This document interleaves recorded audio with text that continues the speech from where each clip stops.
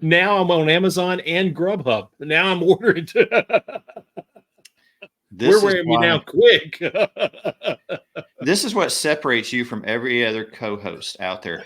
Is there another co-host out there that can record a podcast, shop on Amazon, and make it and put in an order from Grubhub all at the same time? I don't know anybody other than Darren Shavers. I don't think so. It's kind of a weird thing to be the champion in, but you know what? I'll take it. I don't.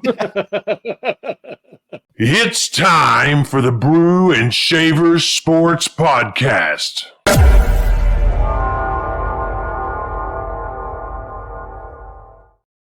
Hey, welcome back, sports fans. We have less than 20 days till Christmas, so if you haven't got your shopping done, you better get that shopping done. If you order online, make sure you pay attention to delivery schedules so you don't wind up in a really awkward, embarrassing situation this year. That is our PSA that we have decided to lead this episode with. And you've now officially terrified me. So if at any point I look a little maybe zoned out or something, I'm shopping online because you now scare me to death and I've got to get stuff done. That's all. Don't worry. I've seen that look you give, Darren, when you are multitasking. You're recording a podcast while you are putting items into your Amazon cart. Exactly. So you may see that look. You're not as subtle as you think you are, my friend. I have no trouble believing that. Big late-breaking news. The 4 Heisman Trophy finalists have been announced. There's no surprise here, really. These guys have been mentioned in the discussion all year. Bo Nix from Oregon, Michael Penix from Washington, Marvin Harrison Jr., wide receiver from Ohio State, and, of course, the front runner, Jaden Daniels from LSU. 3 quarterbacks, 1 wide receiver. Very, very talented group of guys. You could make a case that each one of them have had a great season, Darren, but I think Jaden Daniels is still the front runner. You look at his numbers, and I think it's his. I would be shocked if it is not. His numbers make it an irrefutable win for him, even with some of the other guys having an extra game. Their numbers still didn't do or don't do what they need them to do to put them into that front runner place. There is no other option. It's going to be incredible if it ends up not being the case. You're talking about mind-blowing. It will be, which, I mean, hey, we're kind of experiencing that this year. So, who knows? But there's just... The first thing that went through my head when you said the 4 finalists, first thing that went through my head was, you mean the winner and the 3 runner-ups have been announced? Because there can't be any doubt who has won this. But, I mean, we'll have to watch and see. But there's just, his numbers are truly generational. I mean, we've used that word a couple of times, and I don't think it's inaccurate. His numbers and what he has done for the team is truly generational. And you brought up one extra game that the especially Bo Nix, Michael Penix had over Jaden Daniels. And a discussion that we will have in Louisiana for decades is what would have happened this year if LSU had a decent defense. Yeah, absolutely. We'll never know, but we'll talk about it in coffee shops and diners. We'll talk about it while eating boudin and gumbo and all the great stuff that we love. Crawfish etouffee. We'll talk about it at crawfish boils. Let's just stop right now because my stomach is starting to grumble. Now I'm on Amazon and Grubhub. Now I'm ordering. We're wearing me now quick. This is what separates you from every other co-host out there.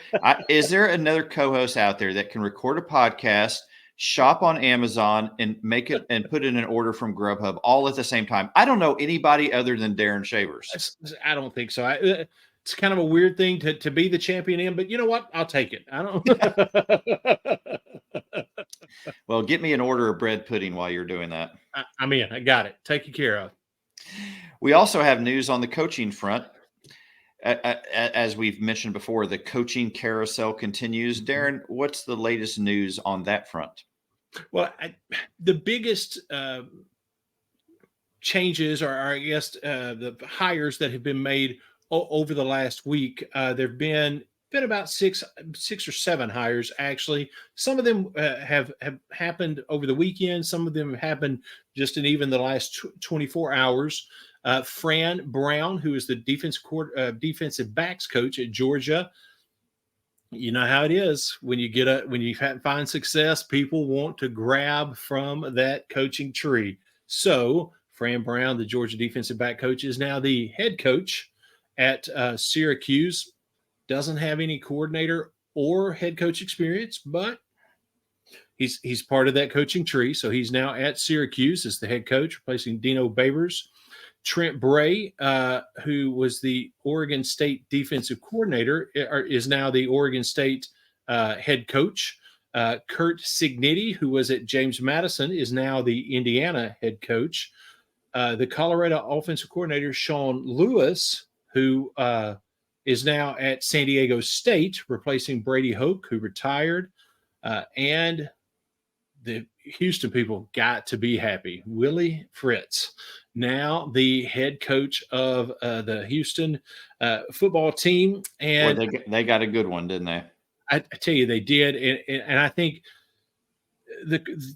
it's going to be an awesome offensive thing, but also I think the culture and what it will look like under Willie Fritz, man, I think this is going to be a really exciting thing for the people in Houston. We might need to make a trip down there next season. You know, it's not just a few hours away. Go catch a Willie Fritz game in the first season. Just a thought. It's just down the road a piece.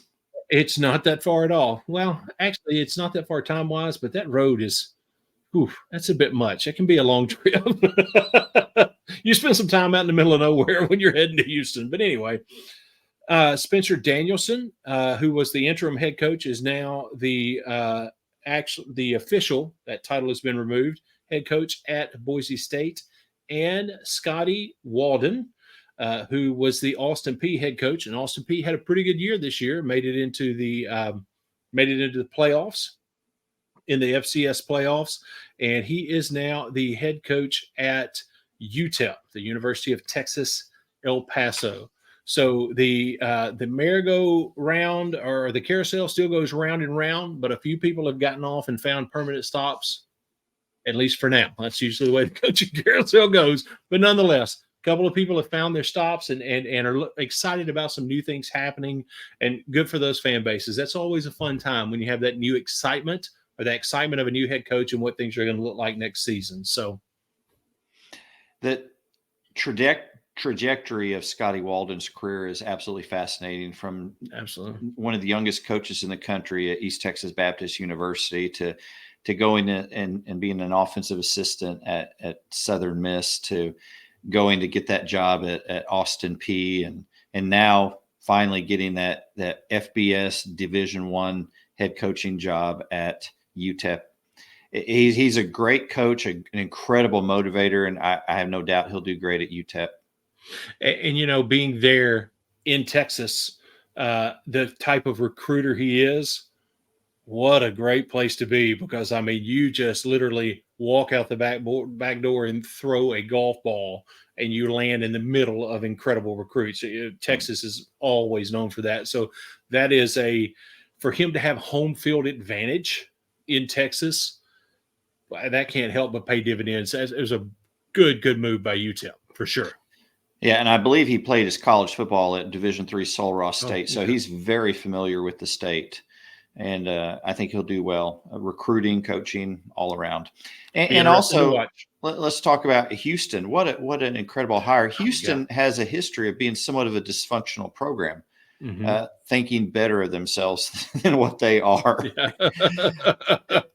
The Dana Holgorsen hire proved to be a disaster. Absolutely. And that's not been the first disastrous hire that Houston has made. No. But here they've gone for somebody who has the reputation, the background. I think Willie Fritz has the ability to turn that program around. And as you mentioned earlier, to create a much different culture. Absolutely. Yeah, I think that's probably one of the best hires, one of the smartest hires of all that we've seen so far. And not to be negative of any of the big name hires or anything, but knowing where Houston is, where things have been, not only in the recent past, but historically for Houston, to make that kind of hire seems like a very, very smart hire by the administration there at Houston. A very, very good hire. No doubt at all. Let's move over to the transfer portal, because not only are coaches moving from different schools, players are as well. And as we saw last year when the portal officially opened, it was incredible. The hundreds of players entered in, and we're seeing the same thing this year, Darren. We've talked before about some of the more notable names, but go through some of those again. What are you hearing about some of the more notable names and their possible destinations? Well, a few names. We talked last week about Will Rogers hitting the portal, which it was a surprise, but not a shock, I guess would be kind of the best way to say that. You thought maybe he would finish his time there at Mississippi State, but with all the changes, you can't really blame him.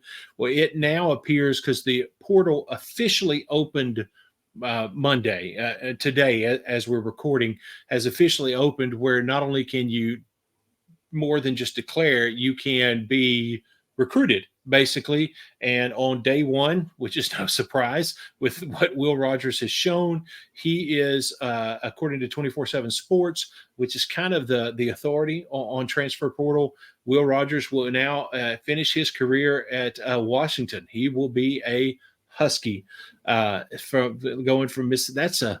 That's got to be a little bit of a change, isn't it? Starkville to Washington. That's going to be a little different. But with that style and everything, well, he can probably sling it all over the place and probably have some pretty incredible numbers, I would think. But an interesting move, nonetheless. It's not one I would have saw coming, truthfully. But one that you and I have talked about over the process of the weekend, and then today before we started recording with Oklahoma, they have 8 players now in the portal, and one of those is the name Dillon Gabriel. I would say, would you agree that's a surprising move that he ended up in the transfer portal? I didn't. Maybe the same characteristics, surprising but not shocking when you've got a change of coordinator and you've got a year of eligibility. Maybe that's the way in today's atmosphere or college football world you deal with it. But Dillon Gabriel does not have a landing spot yet. Some might think that landing spot could end up being in Starkville. We'll have to wait and see how that plays out. That would kind of make sense. But as of today, he is in the portal. Of course, we talked about Max Johnson. Going back to Dillon Gabriel, there were some signs. He went through the senior day presentations. Right, okay. Mm-hmm. So that was a sign maybe he's not coming back. He's moving on. And of course, with Jeff Libby leaving, I think that was a big one. I don't think we understand what quarterbacks go through when they change offensive coordinators. And that's a great point. And I think that the case in point of that is Will Rogers. I mean, everything Will Rogers had done in his college career, and it just did not translate. And it's not – he didn't all of a sudden forget how to throw a football. He didn't all of a sudden stop understanding the game of football. It just didn't work. And so I guess when you see stuff like that and you're Dillon Gabriel, it's like, okay, no, I'm not going to – I'm not going to do that. Mm-hmm. And speaking of quarterback changes, with coordinators being changed and entire staff changing, Max Johnson, we talked about last week, started at LSU, transferred to A&M, has now transferred to North Carolina, and will be there with Mac Brown. So, that might end up being a system that works out well for him. You hope so.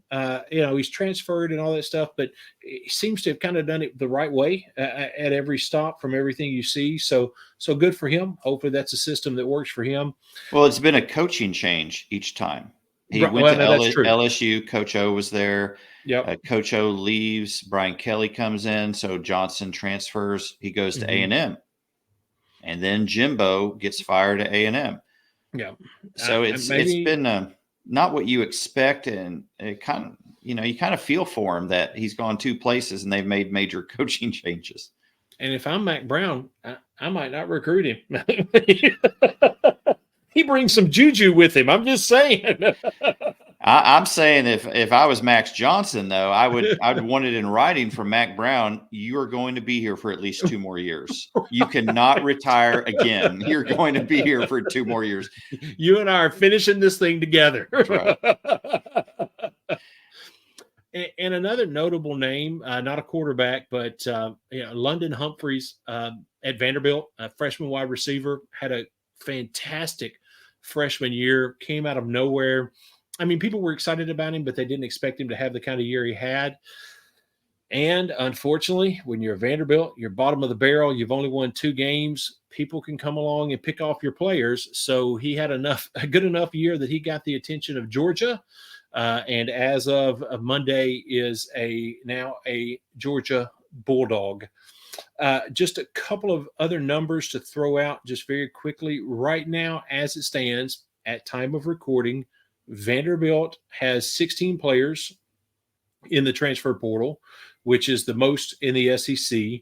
And South Carolina, interestingly enough, has 15 in the portal, and that's the second most of any team. And then Arkansas and Kentucky come in third with 11 each in the portal. And what a difference it makes when you're playing in the college football playoff and you have a shot at a national championship. Texas has 0 players in the portal as of time of recording. It's amazing what a difference being in the playoff makes, isn't it?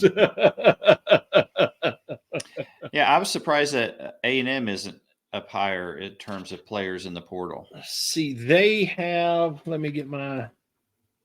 they actually right now only have 9 in the portal, according to 24/7. So they're not even in double digits right now. Actually, Florida has more in the portal right now than A&M does. Wow. So maybe that familiarity, I mean, and this is technically day 1 of the portal, so who knows? But maybe that familiarity with Mike Elko is going to have some positive end results. They're getting a guy in that they're familiar with, and a lot of them were recruited by. So that might be making a difference.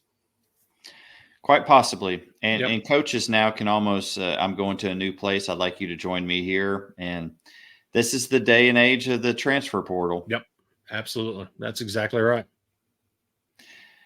We want to stop now and congratulate Zach for winning our CBS Sports Pick'em Challenge.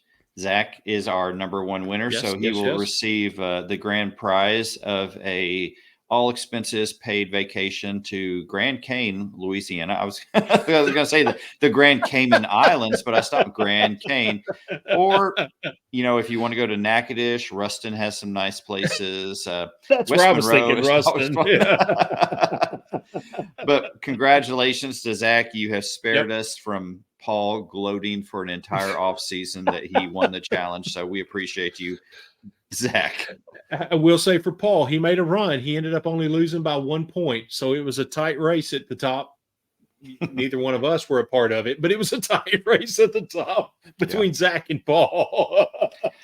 Maybe they should host the podcast. Maybe we should let them pick next year, right?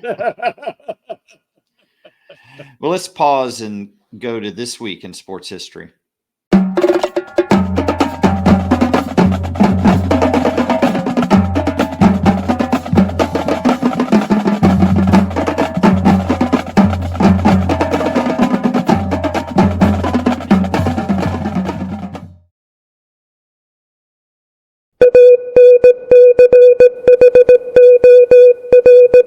December 11th, 1938. The New York Giants face off against the Green Bay Packers in the 6th NFL Championship game. It was played at the Polo Grounds in New York City with an attendance of 48,120, a record crowd for a title game.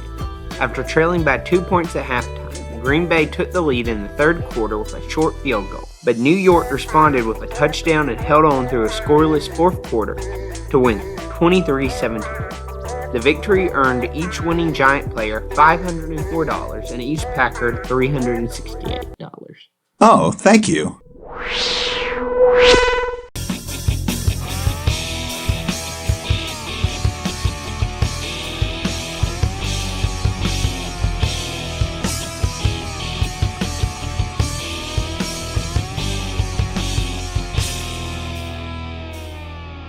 get right to the elephant in the room.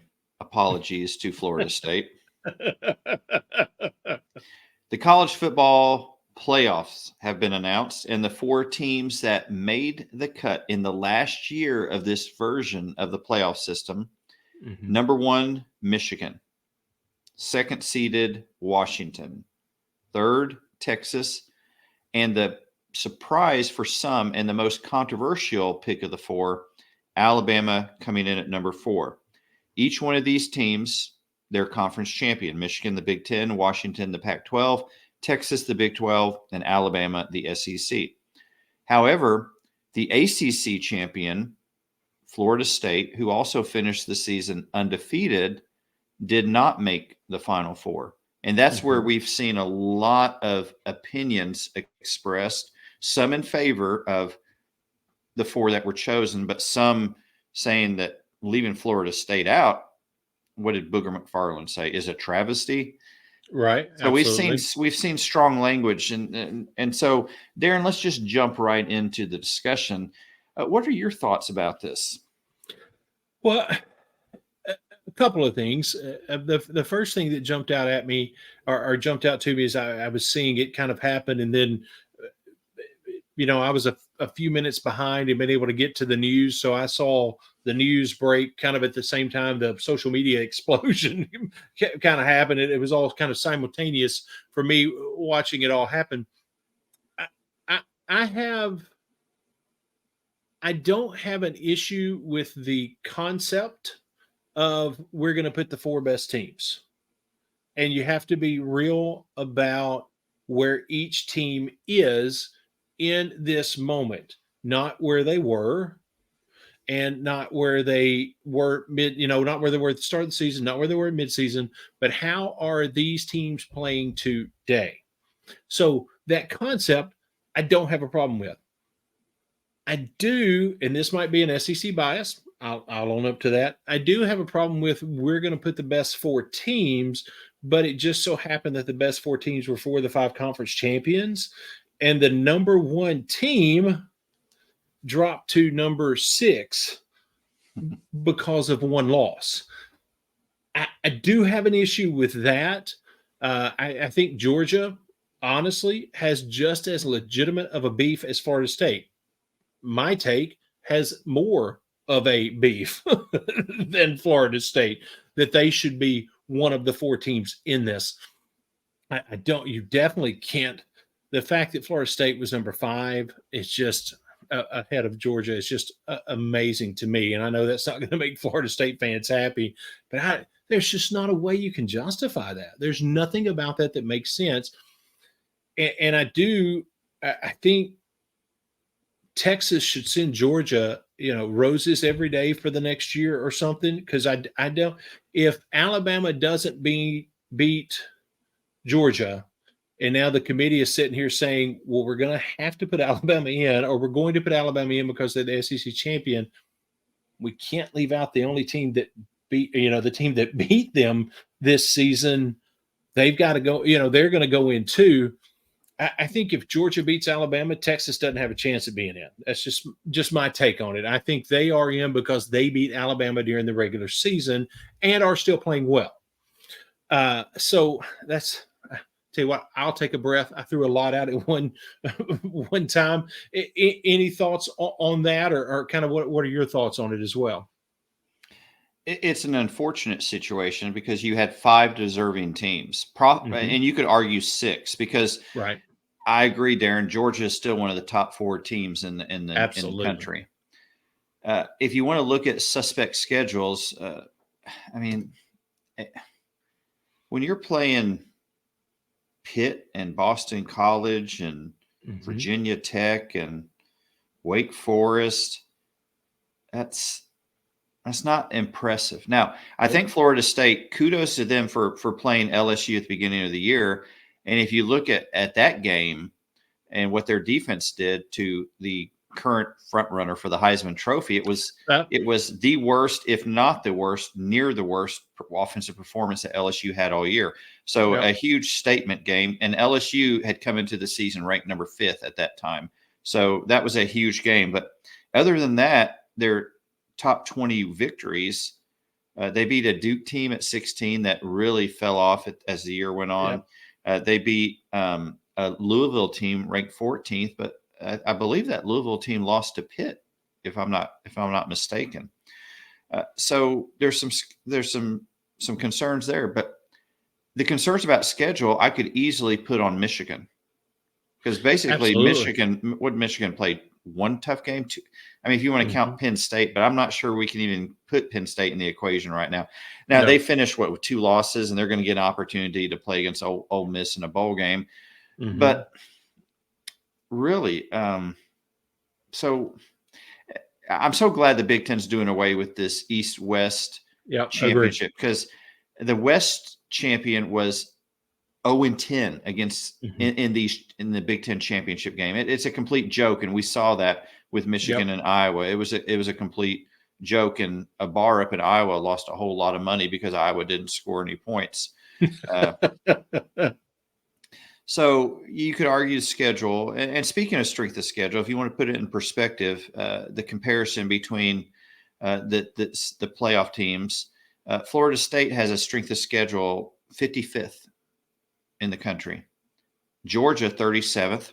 They didn't make it. Michigan 33rd. Texas 13th. Washington 11th. Alabama 5th. So Alabama, you look, they lost to Texas at home, but then they beat a ranked Ole Miss team. They beat a ranked Tennessee team. They beat a ranked LSU team. They beat the number 1 team in the country, Georgia. So you consider all of those things, and you start putting together, and there's a lot more to this equation. Is it fair? No, it's not fair. No, it's not fair. But this is a system that we have right now. By the way, the strength of schedule, I borrowed that from Matt Berry, so I want to make sure I give him credit for that. But Darren, you know who the real culprit in all this is? Who? It's not the playoff selection committee. There is a level of dishonesty that Jim Phillips, the ACC commissioner, is showcasing right now with his outrage. Because do you remember a time where there was something called the Alliance? Let's see. That was an alliance between the ACC and the Big Ten. Is that correct? And the Pac-12. And the Pac-12. Right. They were going to protect each other. They were, when OU and Texas announced they were moving the SEC, it sent ripples. So we're gonna protect us against the SEC. Right. And of course, what ended up happening was the Big Ten poached teams from the Pac-12 and brought them into the Big Ten and basically destroyed the Pac-12. So basically they turned on each other, and it's King Kong Godzilla. But they also, in February of 2022, when SEC was pushing for playoff expansion, this group, the Alliance, of which the ACC commissioner was a part, voted against expansion until 2024. Absolutely. We didn't have to be in this position. Nope. And he came back to basically undermine his own conference and hurt Florida State in their opportunity to compete for a national title. So you can be mad at the committee all that you want, but the fact is the ACC commissioner voted against playoff expansion. So let's do away with this outrage that he has over what's how could anyone do that? You had the opportunity to vote for the expansion of the playoffs, and you didn't, and now it's costing the ACC championship, or the ACC champion Florida State. And to throw around phrases like permanently damage the game, well, to your point, I would say that putting off a 12-team playoff for another year just for the potential for what would be your own conference game, or at least that's what you thought you had in mind. Obviously not. It's not the way it worked out. To me, that takes a much greater risk of permanently damaging the game than people, the committee working within the system that you said was best. You wanted to hold on to it. So who damaged the game? The committee working within your system, or you who demanded the system hang around for one more year? I mean, I hate it for the players. To me, that's the heartbreaking part of this. That's the most heartbreaking part of this is you've got guys that on the field did everything they could to do, but a playoff committee worked within the system that you as an AD demanded stay around.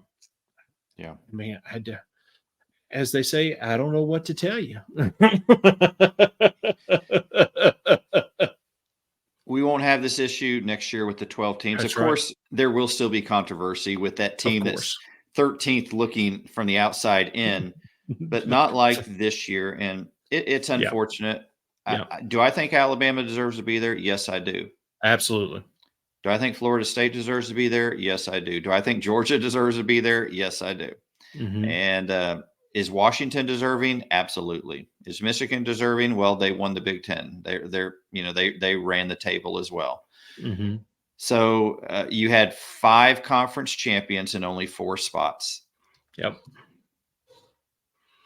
Which, even a compromise, which we talked about this when all of this was going on during the off season. We talked about even if you say, okay, we're not going to do a 12, this year or this coming year, let's bridge the gap.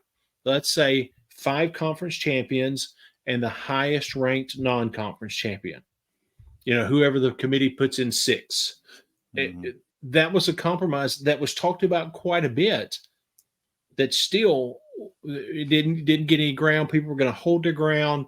We're going to do it this way, and because everybody was afraid that the SEC was going to get 2 teams in or 3 teams in, whatever. Well, in your fear to make sure the SEC didn't get multiple teams in, which our belief is should have happened anyway. They should have 2 teams again this year with Georgia and Alabama. You kept your conference from getting any teams in. So I don't think that worked out. Yeah, Darren, I think that's a great point you just made. What they did was a reaction to the SEC. Absolutely. And instead of looking out for they thought they were looking out for their conference's best interest, but in reality, they wound up hurting their conference. The Pac-12 is no more, and the ACC champion just got locked out of the college football playoff. And an interesting point in this whole thing is Texas and Oklahoma moving from the Big 12 over to the SEC is what created this freak out among the Big 10, the ACC, and the Pac-12. And when it came time to vote on this 12-team playoff, the Big 12 was on board. They're the ones who had lost teams, major teams, and they were on board. So I find that a really interesting point as well, that the team that had the most reason to freak out was able to still see big picture and what would benefit them as a conference going down the road, even without Texas and Oklahoma. Yeah. So I think that's an interesting point as well. Good stuff right there. If you want to read more about this, Peter Burns, Ross Dellinger, is it Dan Wolken from Yahoo Sports or Wolken? Yep. Has some great stuff on this. I encourage you to Google that and read what they have to say about the decision, the vote that the Alliance made in February of 2022 and how it came back to haunt them this week. Oh. One of our friends who has chimed in on the whole college playoff scenario is Doug the Buckeye. Now, Darren, we've already said our piece on this, so that's right. Let's take a listen to see what a Big Ten fan has to say about the college football playoff selection. Hey, it's Doug the Buckeye coming back to you once again this week. Appreciate the opportunity to come back and speak with you guys and kind of go back and forth. I'm coming to you this week from sunny Florida, where there is actual weeping and wailing and gnashing of teeth amongst our Florida State brethren and faithful. More about that in a second. I just want to touch base real quick and thank you guys for empathizing with me last week. And while I was licking my wounds and having lost the game, appreciate your empathy there. One thing I want to bring up real quick before we move on to the 4 teams in the playoff. My point on Walmart and Target was basically one of a statistical analysis and probability. If there's only 10 teams in football and one conference has 9 teams and one conference has 1 team, statistically, it's more probable that the conference with 9 teams is going to win a championship.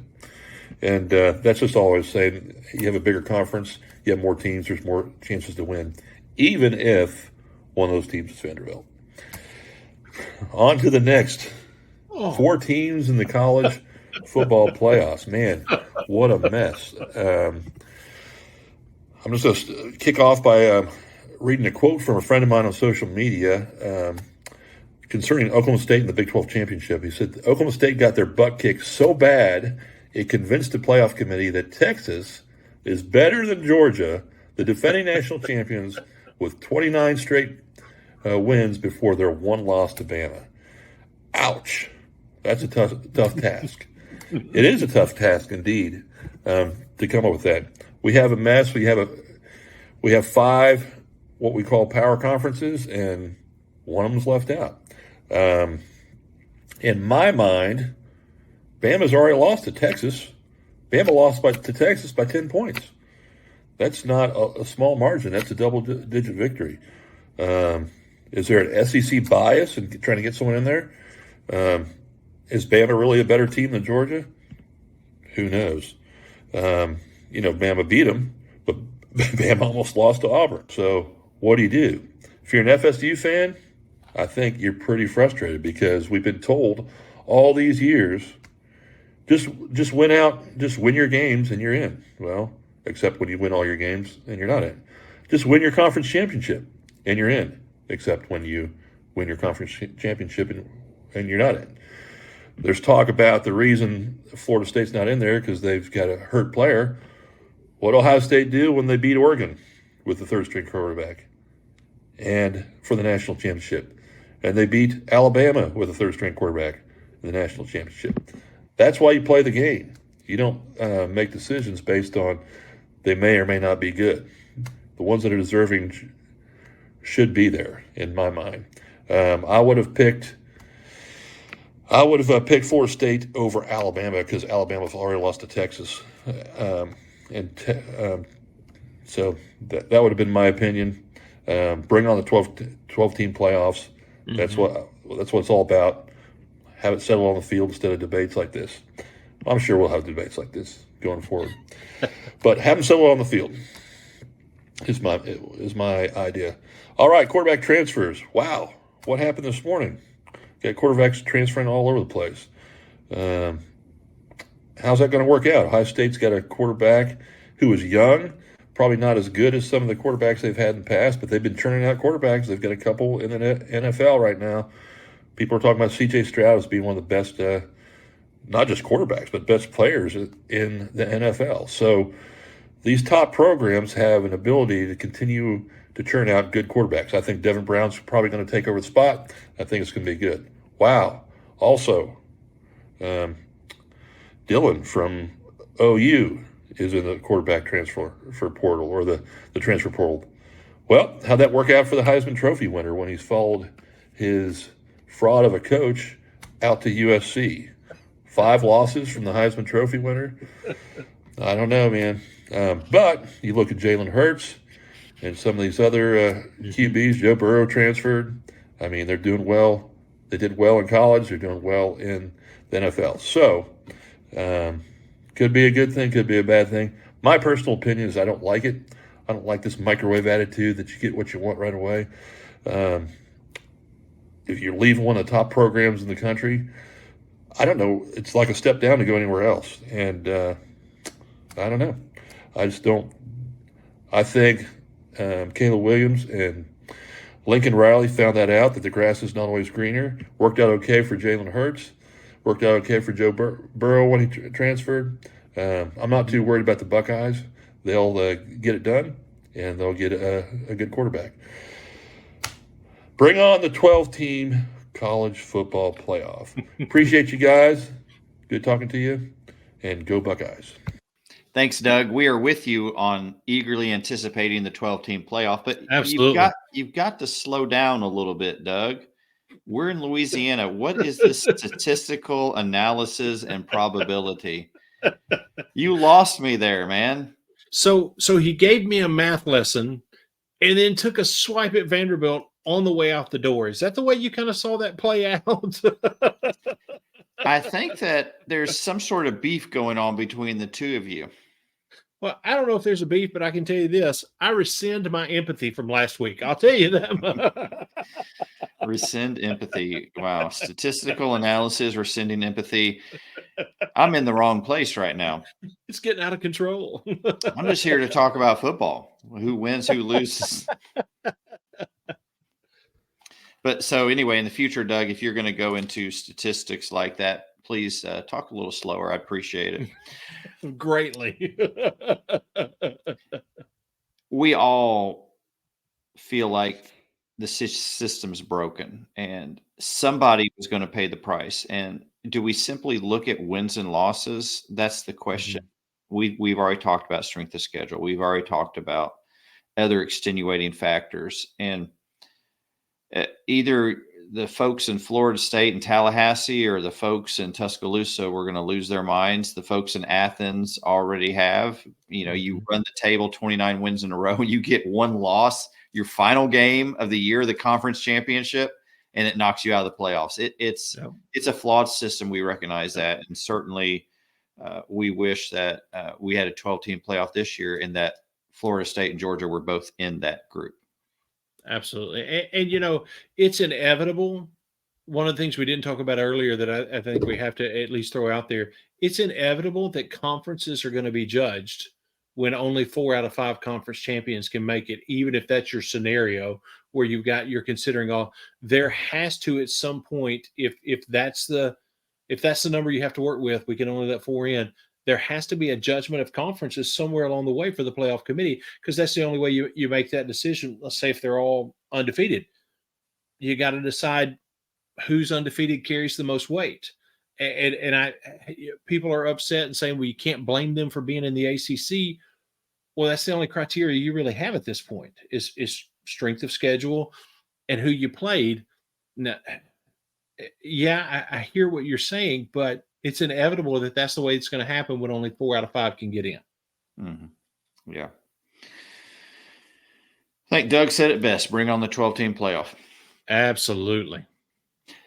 Now, in our second episode that will be released on Thursday of this week, we're going to break down the SEC bowl games. So if you're wondering why we didn't talk about those games now, we're saving that for our Thursday episode. So be watching for that.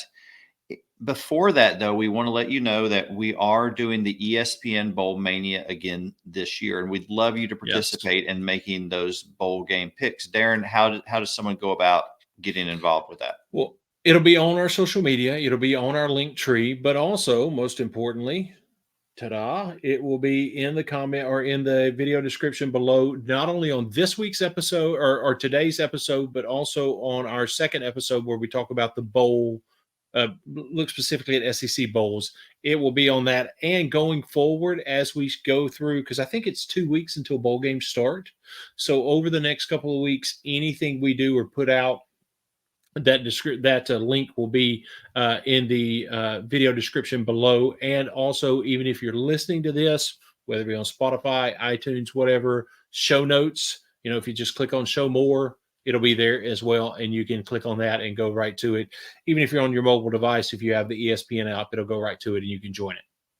Perfect. Would love to have you be a part of that. Yes. Thank you again for watching another episode of the Brew and Shaver Sports Podcast. New episodes drop every Tuesday at 6 a.m. You can listen whenever you want, or you can watch us on YouTube at your convenience. We appreciate your support. Remember, like, subscribe, comment. We're trying to get to 50 subscribers. We're at 45 right now. We'd love you to be number 50. So until next week, y'all take care.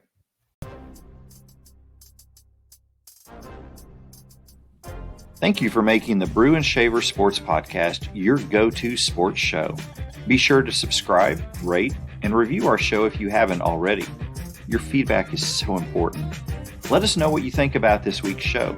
Send an email to brewandshavers@gmail.com or a text to our text line 318-390-3599. We look forward to hearing from you. Thank you again for listening to the Brew and Shaver Sports Podcast. See you next week.